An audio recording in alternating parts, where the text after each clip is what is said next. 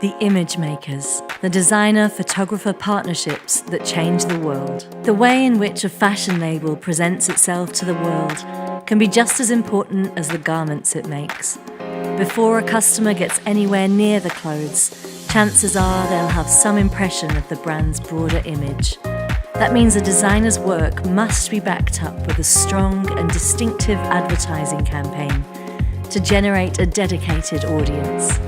However, creating a unique and original image which projects wide appeal and an underlying aura of exclusivity is far from an easy task. And this is when the world's top-tier fashion photographers rise above the rest. By capturing the spirit of a brand along with a designer's vision, they present the clothing in a way that's both inspiring, enticing, and recognizable over a prolonged period of time. Let's look at some of fashion's most successful collaborations between design houses and world's high-end photographers, exploring how the magic touch of the top-tier fashion photographers can turn a little-known atelier into an instantly recognizable icon. Examining the influential brands and the photographers that became synonymous with them. The following is a breakdown of how creative execution can develop into a world-famous signature brand image over time.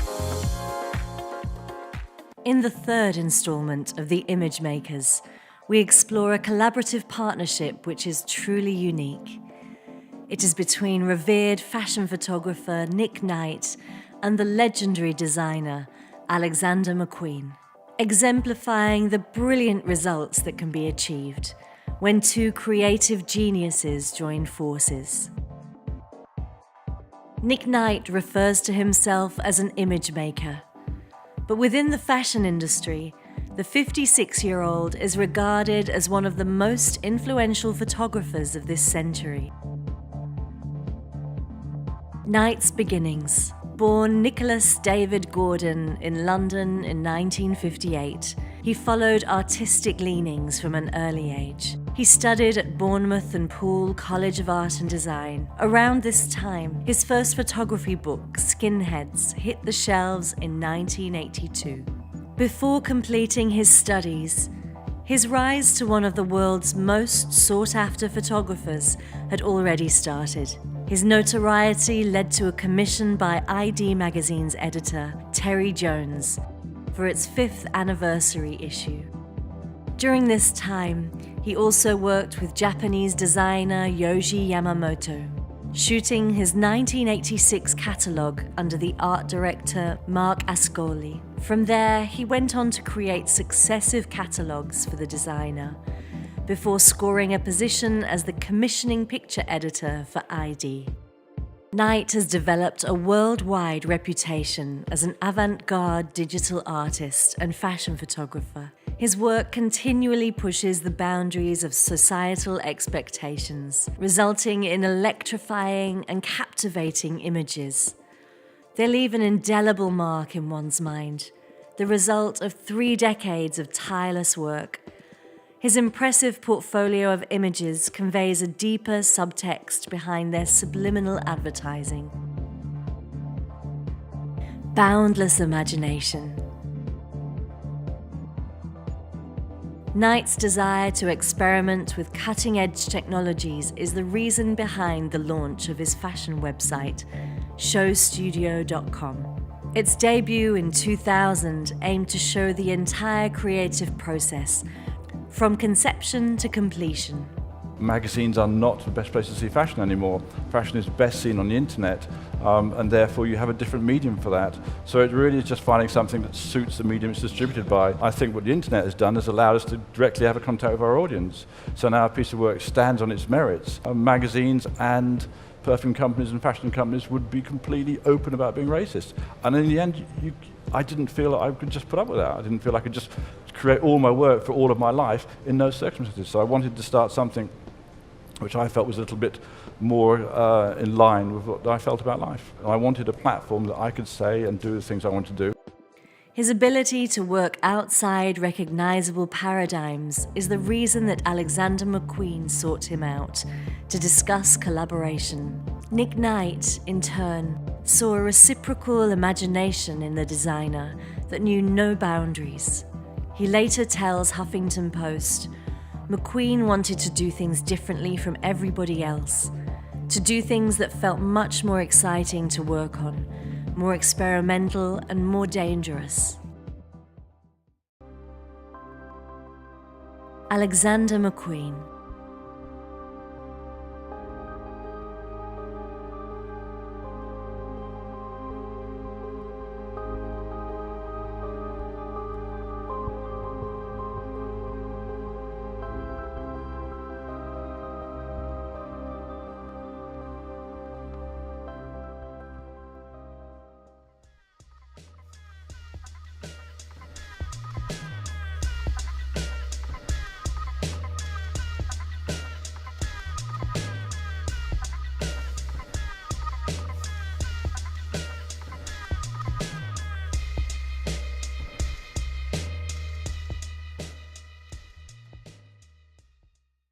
Throughout his tragically short life, some of Alexander Mcqueen's nicknames include l'enfant terrible and the hooligan of English fashion. Due to his working-class origins and rebellious nature, he put controversial, eyebrow-raising shows on the map, often causing outrage, forcing people to reflect on their own ethical choices. Undeterred, Mcqueen continued with his show-stopping runway shows and mesmerizing designs. This garnered the love and adulation of fashion worshippers the world over. His designs exhibit attention to detail and costume-like beauty seldom seen. And as a result, rock stars David Bowie, A-list celebrities Sarah Jessica Parker, and socialites Plum Sykes lined up for custom fittings. Even among the critics, he was noted for his exceptional talent, innovation, and unquestionably among the best in his craft. Mcqueen's beginnings. He was born Lee Alexander Mcqueen on March 17, 1969, the youngest of 6 kids. His father was a taxi driver, his mother a teacher. Throughout interviews, he often speaks of being the pink sheep in the family. It's a reference to him being a misfit, but not a reject. At 18 years old, he told his family that he was gay. By that time, he describes having known for at least 10 years. After a rocky period, his family accepted his sexuality. His close relationship with his mother and protective love for his sisters influenced a lot of his work. His designs became a form of empowerment for women, referring to them as a layer of armor that could be used against the cruelties of the modern world.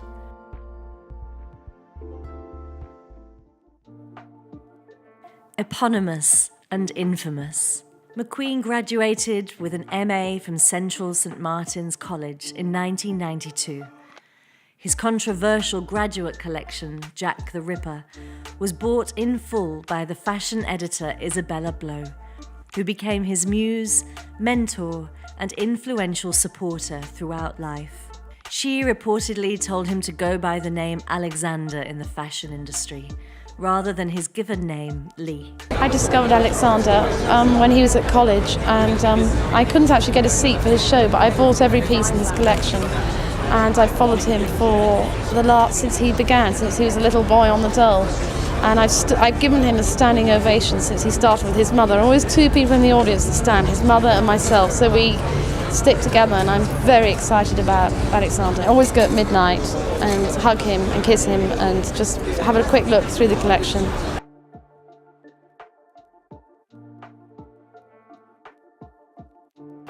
I just knew that he had something really special, very modern. It was about sabotage and tradition, which is the perfect combination, and beauty, violence, all the things that I suppose the 90s represent.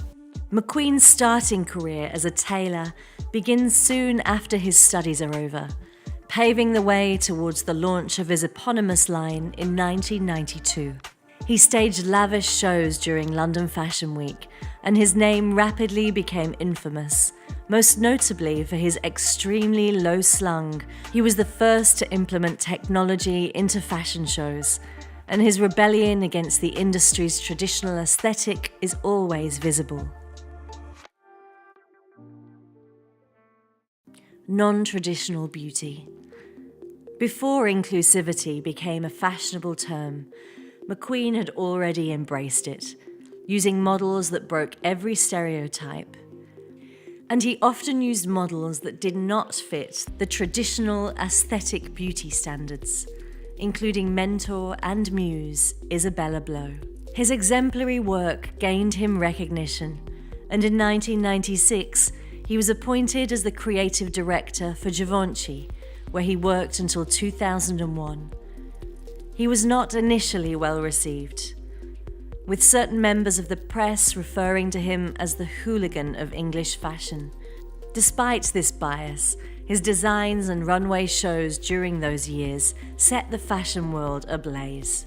I really do rely on my honesty, and in fashion it doesn't go down too well because people want to hear how good they are and how nice their magazine is. I don't think that's modern for the 21st century. I don't think it's the way fashion's going to survive in the 21st century. While working for Givenchy, Mcqueen moonlit with his own label, staging elaborate catwalk shows in London. His Spring-Summer '99 collection resulted in one of the most iconic images in fashion: Shalom Harlow in a white dress with spurts of paint spraying her as the runway rotated beneath her.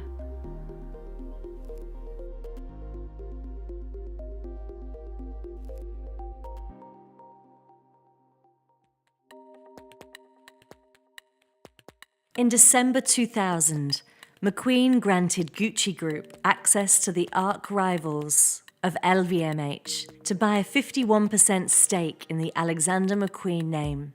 This marked the end of his tenure at Givenchy. Mcqueen, for his part, claimed that working with Givenchy restrained him creatively. He welcomed a renewed focus on his own label in 2001. His partnership with Gucci helped him to expand to fashion capitals around the world, making him an international brand. By the end of 2007, he was one of the most notable names in fashion and a favourite among celebrities and worshippers of high fashion.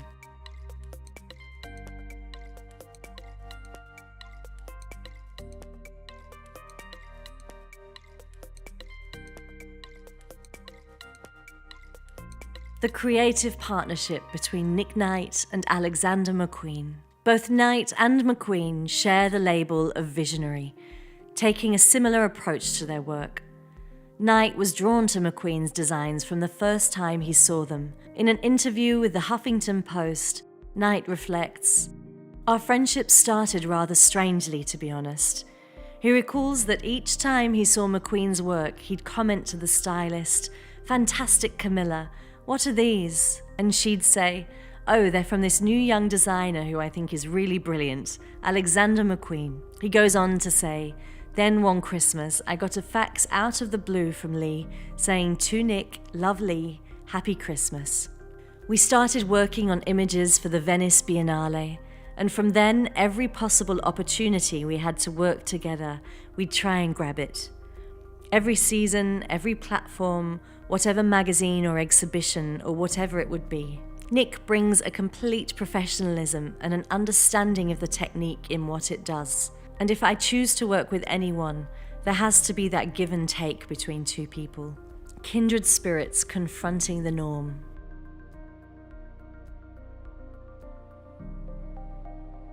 So I kind of had this sort of slightly odd, delicate relationship with him, and it started, I guess the first thing we did together was the Florence Biennale. We didn't want to go with the mainstream, that's for sure, and we didn't want to do things that were necessarily considered beautiful.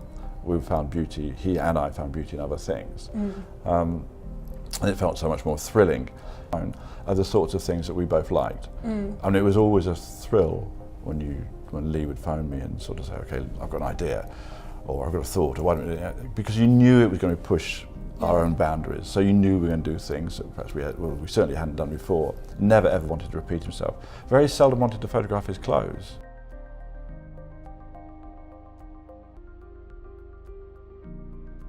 At the beginning of Mcqueen's collaboration with Knight, he discovered not only a technically brilliant fashion photographer, but also a kindred spirit, unafraid to venture with him beyond the world of accepted rules.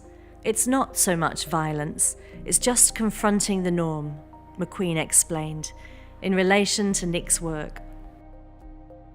Knight's photographs of Mcqueen tend to depict Mcqueen's overarching insecurities and emotional struggles. Lots of photographs that I did of Mcqueen were about the pressures that he felt, how he wanted to articulate the feelings that he had, Knight told the Wall Street Journal. One picture is of him in a padded cell, in chains hanging from his own flesh. There was another shot we did where his head was exploding. At the time, I just felt it was more imagery. You look back at it with the sad benefit of hindsight, and you can see that perhaps those cries were more heartfelt than we imagined. Mcqueen goes on to explain in the White interview, he, Nick, just confronts things with the same imagination as I do. You explore a different part of your psyche that people shouldn't really go to, but you do. And what you see in Nick's images and my images is just confronting that shit. I think I bring to him my crazy brain and my ideas that sometimes people don't think can come off, Mcqueen admits. That's the challenge. If you don't have a challenge in your work, then what's the point carrying on and doing it? I think I bring Nick a challenge, breaking the rules and challenging the status quo.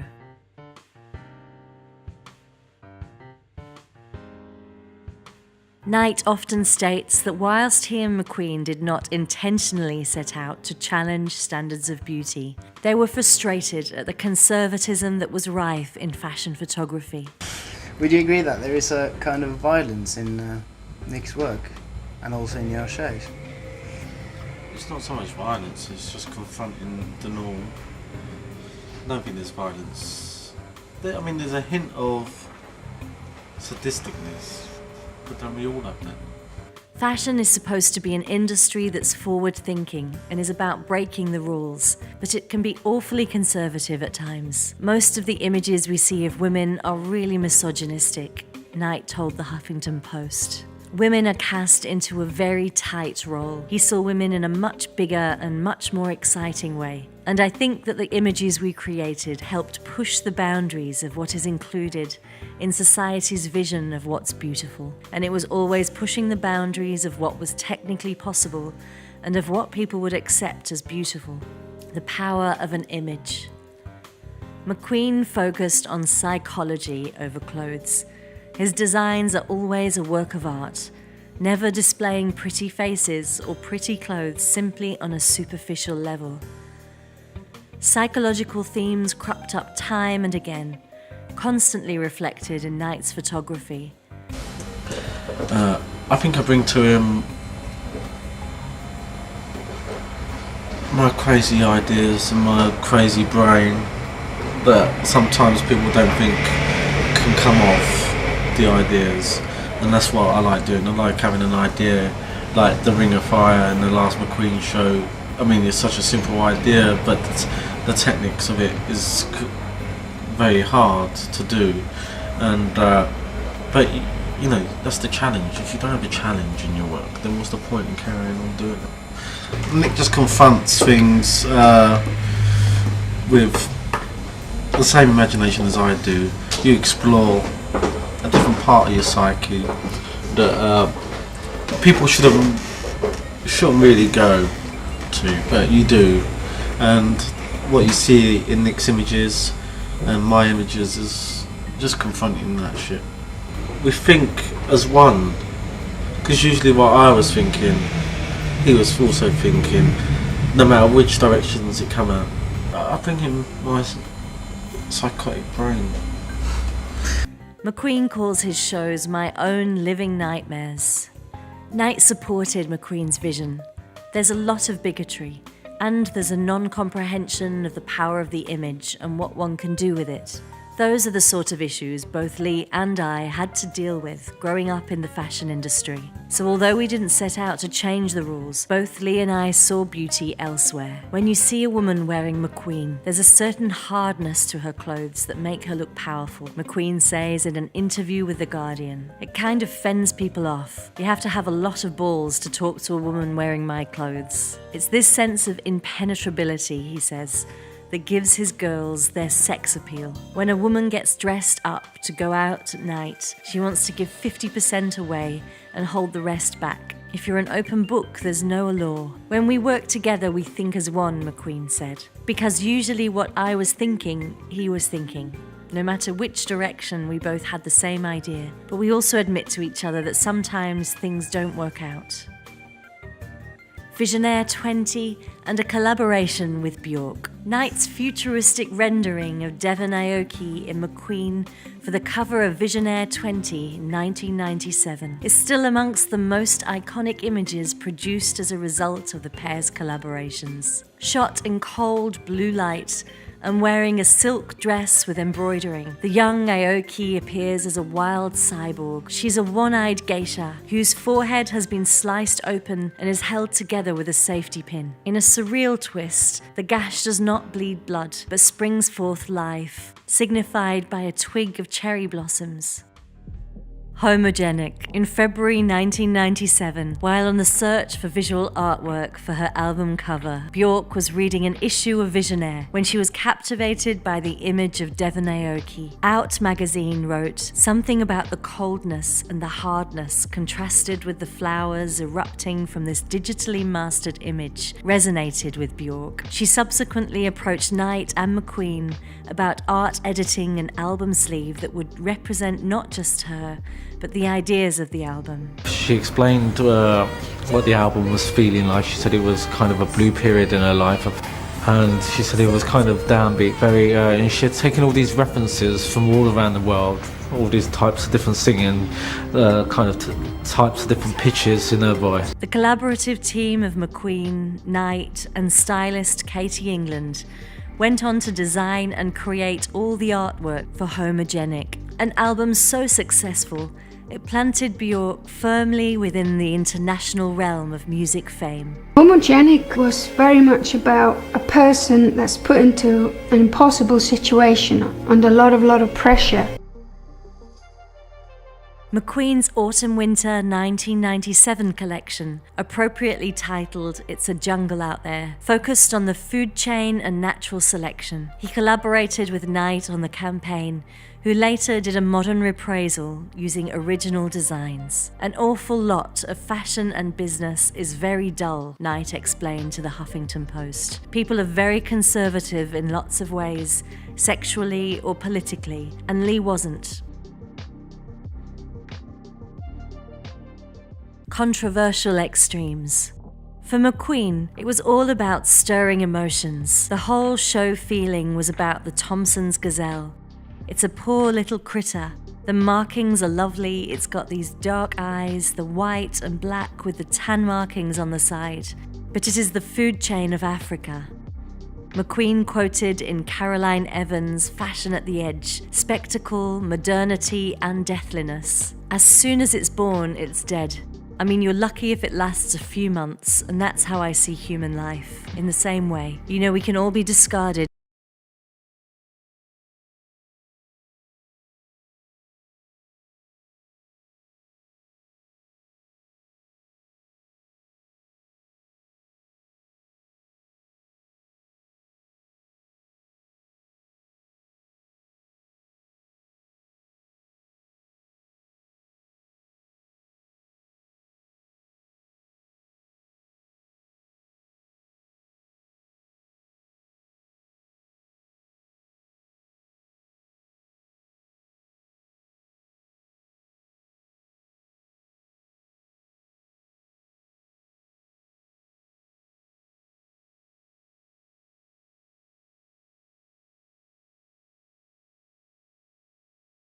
In the aftermath of It's a Jungle Out There, Mcqueen's brilliance as a designer and flair for controversy was undisputed and arguably unrivaled. I don't want to do a cocktail party. I'd rather people left my shows and vomited, he told Time Out magazine. With characteristic bluntness, later in 1997, I prefer extreme reactions. I want heart attacks. I want ambulances.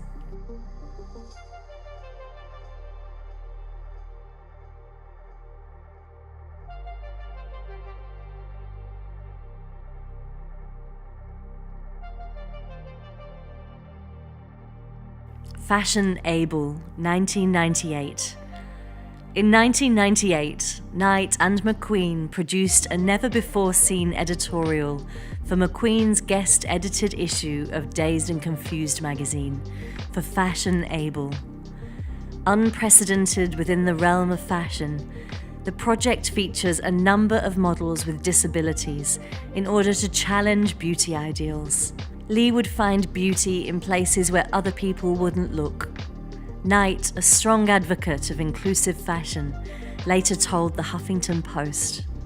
In Knight's striking compositions, dancer David Toole's pose is one of pure strength and agility, while athlete Amy Mullen's alabaster skin merges with fiberglass prosthesis in a display of pure ardour, accomplishment and allure. Knight and Mcqueen paint a different world. In it, human value and aesthetic beauty do not conform to the myth of a perfect ideal. 24 years on from the time Dazed and Confused joined with Alexander Mcqueen and Nick Knight for Fashionable, it is only in recent years that the fashion world has shifted towards inclusivity in the use of disabled models. This further reflects how revolutionary the collaboration between the designer and photographer was. Blade of Light, 2004. Blade of Light, the incredible editorial created by Nick Knight, Alexander Mcqueen, and Michael Clark for Numero magazine, Spring-Summer 2004. Undoubtedly, the collaborative work between Knight and Mcqueen changed the fashion industry forever, using digital installation and streaming in traditional runway shows, and videography that pushed the limits, and phenomenal fashion campaigns. The infamous Blade of Light was an iconic campaign which made great use of cinematic effect. Knight gave his photo shoots with Mcqueen an over-the-top and exaggerated abstract feel. His use of dramatic lighting and the slight distortion in his work lifted it above the traditional editorial spreads. Knight filmed the entire working process behind the picture, featuring the Alexander Mcqueen Depression-era marathon dance-inspired Spring-Summer 04 Deliverance collection, and choreographed by Michael Clark. Nick Knight's Blade of Light image has become one of the photographer's most famous works. Knight interprets Mcqueen's vision of a bus queue. In it, people wear his Spring-Summer 2004 Deliverance collection. They are being hit by a shooting comet.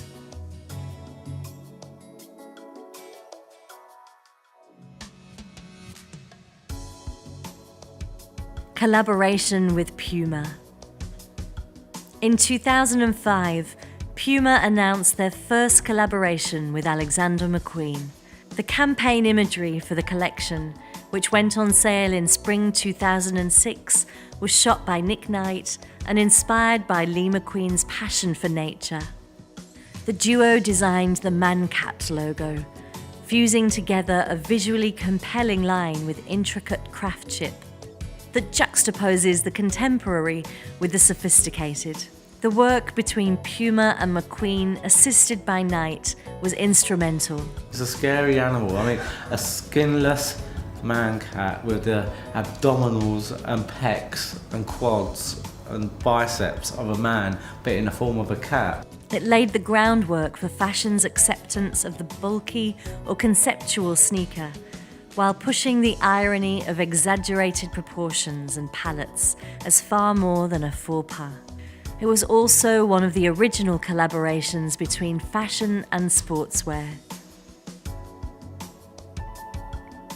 Nick Knight and Alexander Mcqueen, Snakes, shot in 2009 for Mcqueen's final Spring-Summer 2010 Plato's Atlantis collection, was one of the last collaborations between Knight and Mcqueen before the designer tragically took his own life. The image placed model Raquel Zimmerman on a bed of sand, her body merging with an undulating mass of serpents. Knight reimagined Mcqueen's Atlantis and presented his audience with a sensuous, predatory creature in a fantastical land. Mcqueen best summed up this spellbinding photograph. I think a woman's sexuality in any shape or form is a powerful thing. The use of digital manipulation allowed Knight to play with surrealist imagery in fashion. The boundaries of the human body begin to blur, and the highly complex digital print on her apparel becomes a second skin. Knight reflects in Show Studio that Zimmerman's body, the garment, and the wider natural world synthesize into one hypnotic fantasy. Plato's Atlantis Collection 2010. On October 6, 2009, Mcqueen unknowingly staged his final fashion show.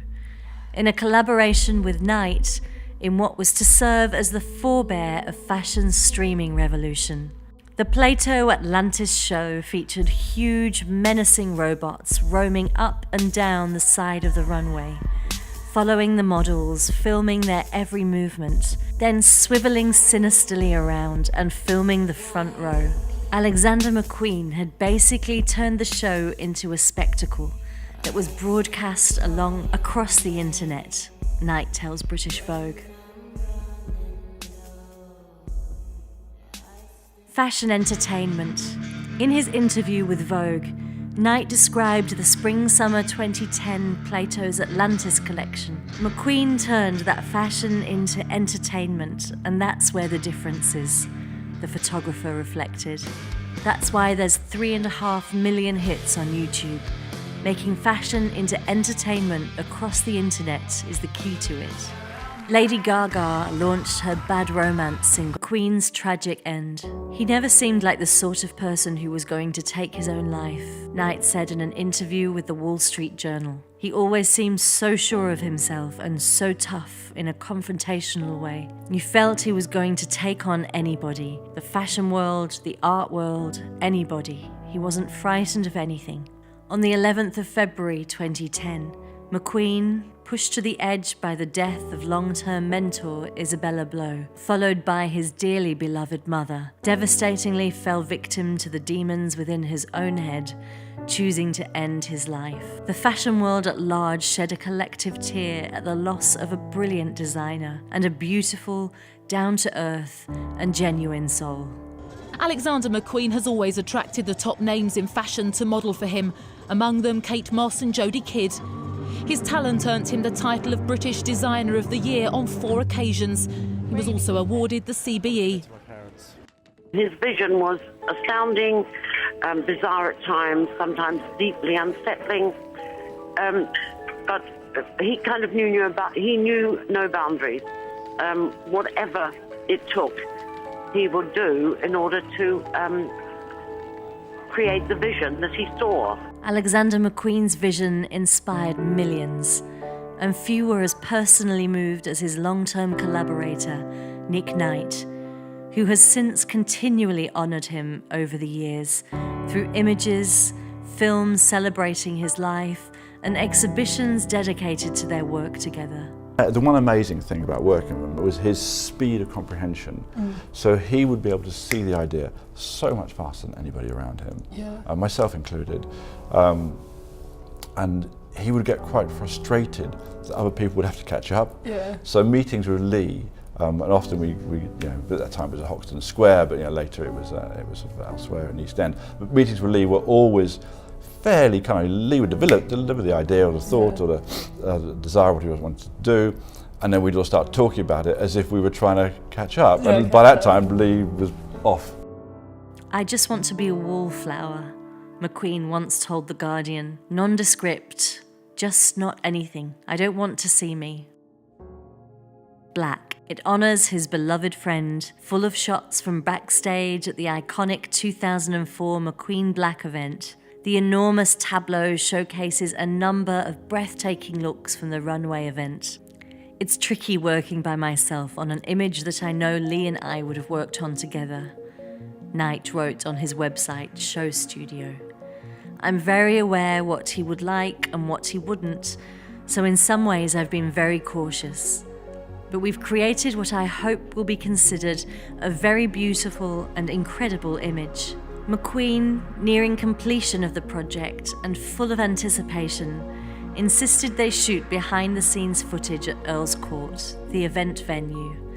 The unseen footage comprises a short film by Nick Knight, released posthumously, Black.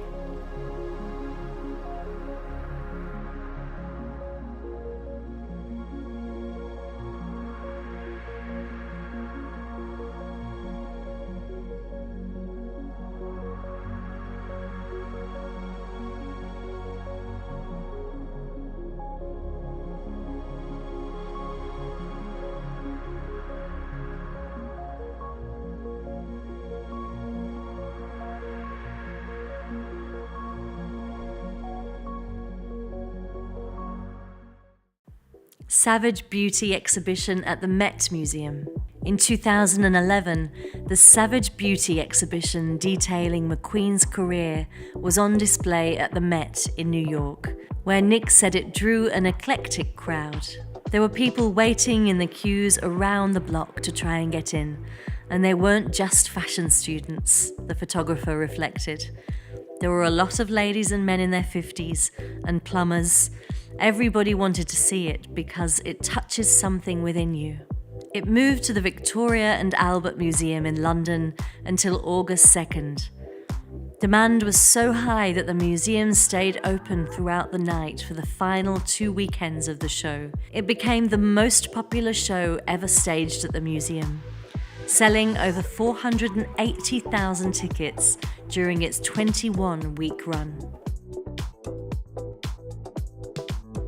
Show Studio exhibition, Knight and Mcqueen. Show Studio presented an exhibition of Nick Knight's fine art prints, curated by Carrie Scott to celebrate Knight's dynamic collaborations with Alexander Mcqueen and to coincide with the opening of Savage Beauty at the V&A Museum. The exhibition showcased Knight's arresting reimaginings of Mcqueen's collections. The prints are monumental in scale. Here, Knight's visual tapestries for Mcqueen are on display together for the first time at the Show Studio Gallery in Knightsbridge. Illuminations. During an interview with Knight for Show Studio in 2009, Mcqueen reveals that he saw illuminations of his dreams and his nightmares in them. Their work is similarly daring in their worldview. Their perspective on fashion and ability to fly beyond the coupe is legendary. Nick Knight's collaboration with Alexander Mcqueen, running from 1996, continues past the designer's death in 2010. Knight still honours his friend through touching tributes. Knight and Mcqueen are both trailblazers in their respective fields. In their hands, fashion, flesh and form are as malleable as each roll of fabric, length of film, or digital file. The unique flaws of life are a thing of beauty, and debris unseen is a work of high art. The harmonious working relationship between the pair and resulting projects are sure to stand the test of time.